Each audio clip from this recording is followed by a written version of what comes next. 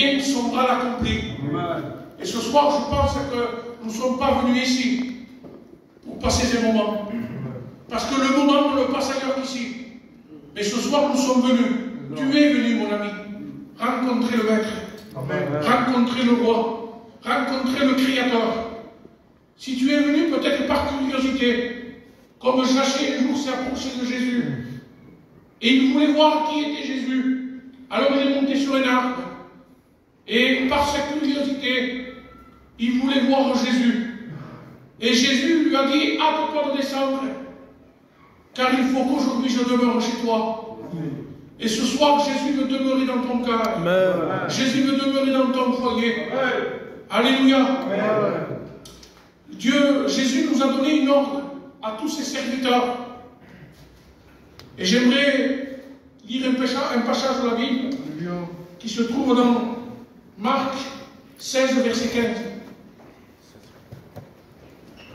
C'est Jésus qui s'adresse à ses disciples. Et il leur dit, allez par tout le monde et prêchez la bonne nouvelle à toute la création. La bonne nouvelle, et j'ai pu m'arrêter sur ce mot-là, la bonne nouvelle. Ce n'est pas les bonnes nouvelles, mais la bonne nouvelle. Vous savez pourquoi? Parce que la bonne nouvelle, c'est une personne. Elle s'appelle Jésus. Amen. Et la bonne nouvelle ce soir t'est proposée. Maintenant, que vas-tu en faire ce soir? Tu vas toujours retourner chez toi comme tu es rentré. Un jour, Jésus porta sa croix. Et il était pendant ce chemin du prétoire à Golgotha. Et un homme qu'on appelle Simon, qu'il était habitué de rentrer, d'aller travailler, de rentrer chez lui.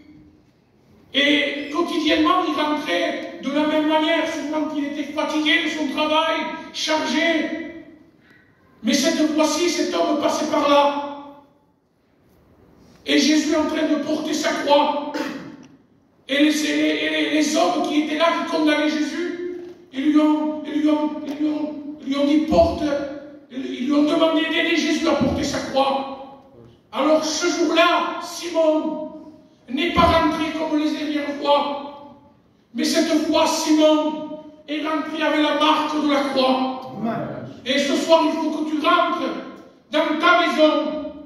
Il faut que ta famille, ton foyer, ta compagne, tes enfants voient la croix à travers toi. Assez de rentrer chez toi. Pardon pour l'expression. Bourré, drogué. Tes enfants, ils en ont marre. Quand tu rentres chez toi, les enfants font semblant de dormir parce que tu es une mauvaise personne. Mais ce soir, la puissance de la croix, Paul dira, la prédication de la croix est une puissance pour nous, mais une folie pour ceux qui périssent. Peut-être pour toi c'est une folie, mais sache que la croix peut devenir une puissance pour toi. Elle peut transformer ta vie. Elle peut transformer ton foyer. De ténèbres à la lumière. Du péché à la sainteté. Voilà quel Dieu nous voulons te proposer ce soir. Que vas-tu en faire encore une fois? J'aimerais lire encore un passage de la parole de Dieu. Parce que l'important, ce n'est pas ce que moi je peux dire. Mais c'est l'important, c'est ce que la Bible dit. Amen. Parce que c'est elle qu'il faut qu'il te parle ce soir. Assez des hommes, assez de messages. On en a assez de messages d'écouter des grands pasteurs. Ce que tu as besoin, c'est des mots de Dieu. Un jour, un homme s'approcha de Jésus. Je le dis parce que je l'ai dans mon cœur. Il me vient dans mon esprit. Et il lui dit, Seigneur, dis seulement des mots et mon serviteur sera guéri. Il ne lui a pas demandé une réunion, il n'y a pas demandé un beau message, mais un seul mot. Ce mot que tu as besoin ce soir, c'est repens-toi, car le royaume des cieux est proche.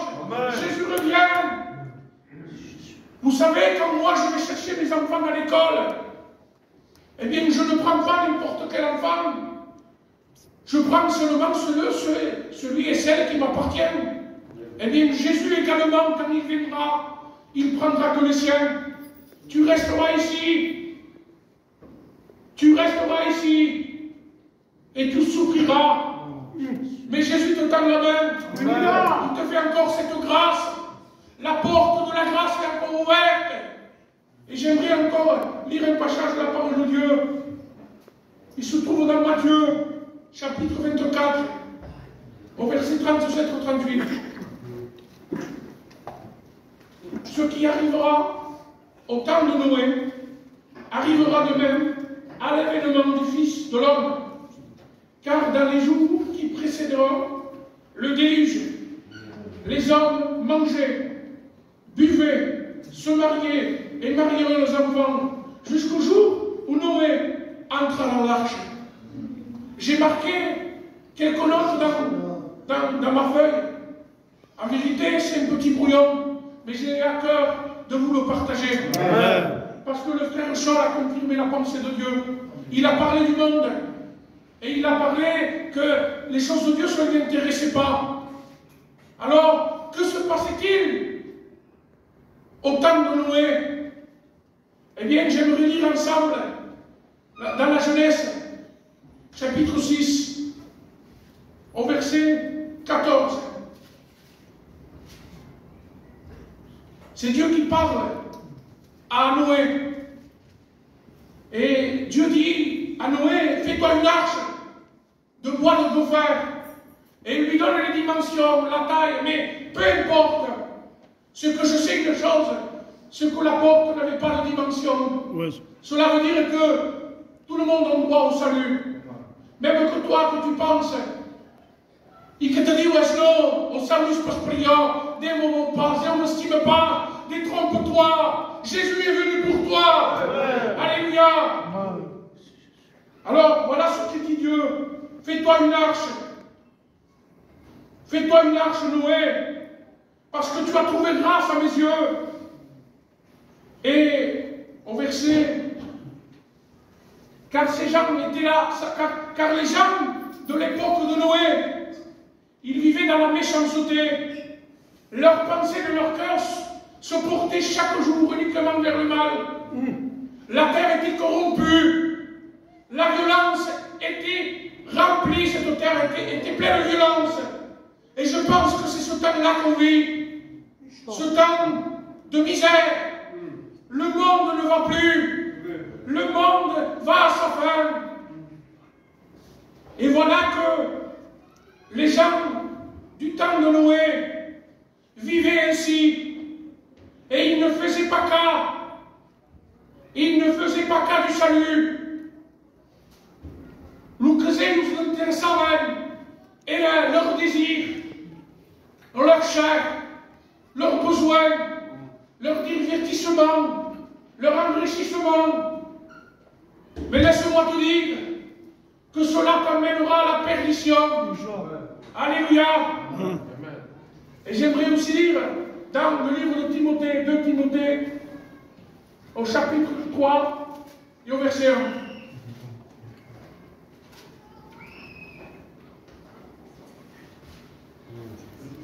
Voilà ce qui est écrit. Et je me suis arrêté au verset 4.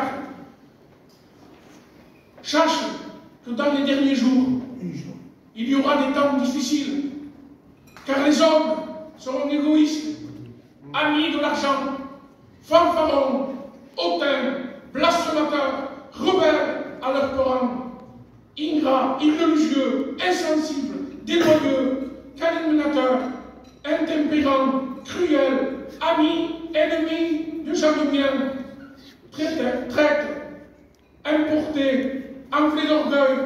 Et je me suis arrêté ici, aimant le plaisir plus que Dieu. Je pense que c'est le temps que l'on vit, où on cherche que notre plaisir, on cherche qu'à s'enrichir, on cherche que posséder, on cherche à avoir la plus belle des voitures, on cherche à avoir la plus belle des maisons, on cherche à avoir les plus belles des costumes, les plus belles cravates, les plus belles... Mais il y en a assez, je pense qu'il y en a assez. Alléluia. Amen. Le monde va à sa fin. Gloire à Dieu. Amen. On est vraiment dans les derniers instants où le monde vit dans le péché. Il n'y a même plus de honte. Le péché se consume en public. On vit vraiment les derniers temps. Les gens, on ne peut plus parler avec n'importe qui. Ils sont tellement méchants, comme les gens de Noé.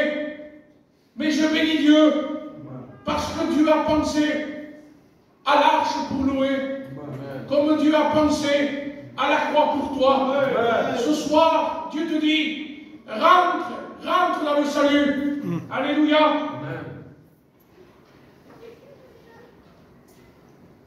J'aimerais lire dans Matthieu 24, verset 38. Car dans les derniers jours qui précéderont les déluges, les hommes mangeront, buveront, se marieront et marieront leurs enfants jusqu'au jour où Noé entra dans l'arche. C'est pour vous confirmer, si je répète ce verset-là, c'est pour vous confirmer ce que Paul avait dit à Timothée, à son jeune, qu'on vit les derniers temps, qu'on vit les temps d'apostasie, les temps où tout va mal.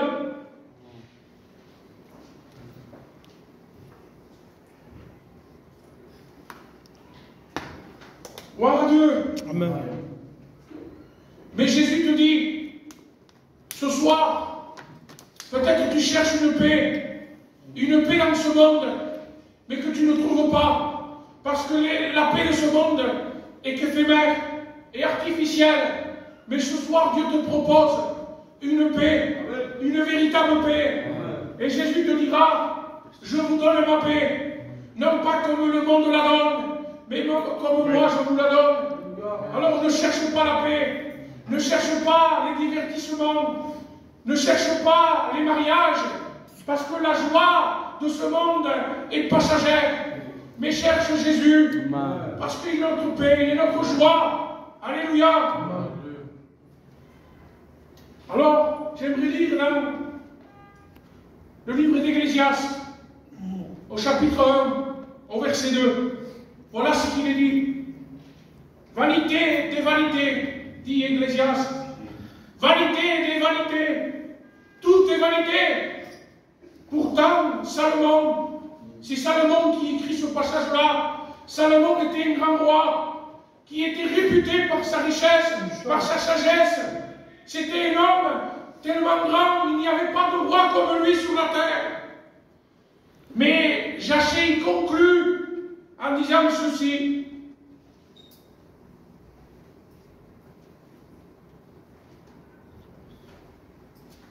Gloire à Dieu.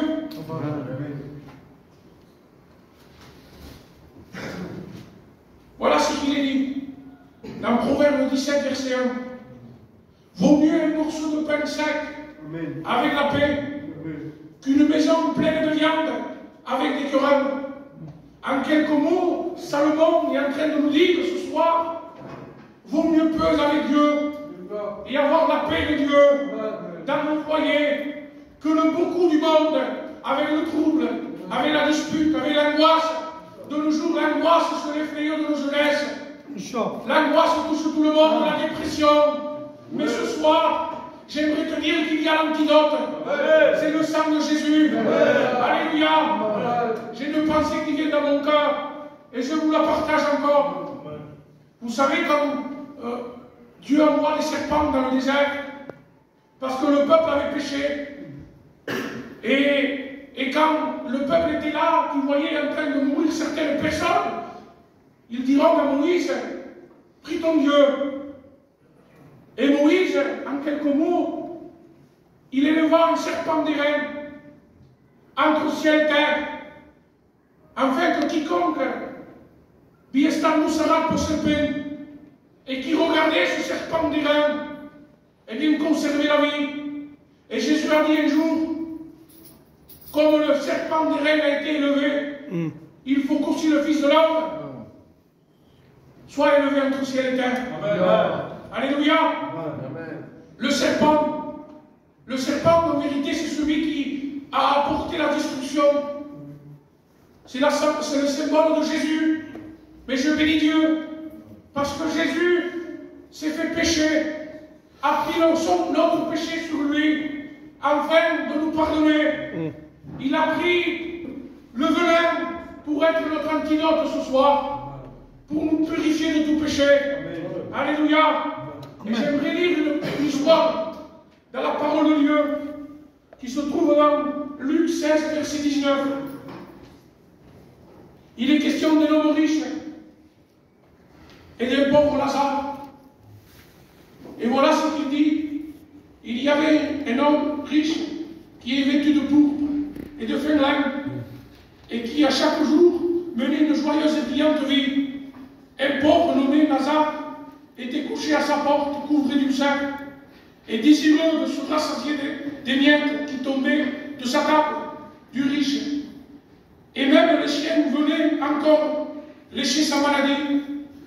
Le pauvre mourut, et il fut porté par les gens dans le sein d'Abraham. Le riche mourut aussi, et fut enseveli dans le séjour des morts, et il leva les yeux, tandis qu'il était en proie au tourment. Il vit de loin Abraham et Lazare dans son sein, et il cria, « Père Abraham, aie pitié de moi, envoie Lazare pour qu'il trempe le bout de son doigt dans l'eau et me rafraîchir la langue, car je souffre cruellement dans ces flammes. » Abraham répondit, « Mon enfant, souviens-toi que tu as reçu des biens pendant ta vie, et que Lazare a eu les maux pendant la sienne, mais maintenant il est consolé ici, et toi tu souffres. » C'est pour vous dire que le monde vous apporte à la perdition. Ce n'est pas parce que l'homme riche était riche et qu'il était perdu, mais c'est parce qu'il refusait la grâce, c'est parce qu'il refusait Jésus. Ce n'est pas parce que Lazare était pauvre qu'il a été sauvé, mais c'est parce qu'il c'était un homme pieux, un homme qui marchait avec Dieu. Peu importe si tu sois gentil, que tu sois méchant, que tu sois bon, un bon gitan ou un mauvais gitan, si tu n'as pas Jésus dans ton cœur, eh bien laisse-moi te dire que ta destination, c'est celle comme le jeune homme riche, loin de Dieu, loin de la présence de Dieu. Alléluia. Et j'aimerais conclure avec un autre verset de la parole de Dieu qui se trouve dans l'Ecclésiaste, chapitre 12 et verset 1. Il est dira ainsi, « Jeune homme, réjouis-toi dans ta jeunesse. » C'est-à-dire, fais vos commences, réjouis-toi, va au mariage, bois de l'alcool, drogue-toi, fais ce que tu veux, tape ta compagne, livre ton cœur à la joie pendant les jours de ta jeunesse. Toi qui es jeune, cette parole ce soir s'adresse à toi, parce que tu as besoin de Dieu, parce que tu as besoin de Jésus. Alors il est dit cela, marche dans les voies de ton cœur, et selon le regard de tes yeux. Mais voilà, mes chaches se périssent, Job a tout que lui ou cette semaine. Toi qui vis bien loin de Dieu, toi qui cherches à s'enrichir, toi qui refuses l'appel de Dieu, le salut de Dieu, eh bien, sache, voilà ce qu'il est dit dans le verset, mais sache que pour tout cela, pour tout que fasse, Dieu t'appellera en jugement. Ce soir, tu as l'opportunité de pouvoir saisir la grâce et de changer de chemin, de changer de direction. Jésus t'ouvre la bretelle de la grâce. Maintenant, à toi de la prendre, à toi de la saisir. Comment ça me fait un câlin? Poses esperar una missió, un messatge de més, un predicateur de més. Mais qu'attends-tu? Jésus peut revenir ce soir. Le temps, nous, comment ça va passer au temps de Noé, ça passera à vous. Jésus reviendra. Jésus revient. La parole de Dieu dira, un peu de temps, encore un peu de temps, et celui qui doit venir viendra. Mais si tu ne lui appartiens pas, laisse-moi te dire qu'il te laissera ici, parce que c'est un Dieu juste, un Dieu saint, un Dieu véritable, un Dieu juste. Alléluia. Alors ce soir, je n'aimerais pas aller très bien loin. En ces quelques mots, j'aimerais s'incliner et j'aimerais prier ensemble. Allez, maintenant, on passe dans les rangs. Maintenant, on touche les cœurs. Que les consciences s'ouvrent, Jésus. Seigneur, s'il te plaît, Seigneur, pour la gloire de ton nom, transforme les vies. Que les gens passent du ténèbre à la lumière. Seigneur, que ce monde porte à la perdition. Seigneur, fais-leur comprendre cela. Que tu es la vie. Que tu es la vie à l'abondance. Que tu es la résurrection. Que tu es le bon berger. Je te rends grâce, Jésus. Amen. Bénis maintenant. Amen. Amen. Que Dieu vous bénisse. On voudrait entendre. On prêche et on dit des témoignages. La mission, je vous dis, faites attention. N'enrichissez pas votre message avec des témoignages. Et ce soir, la parole a été prêchée. Amen.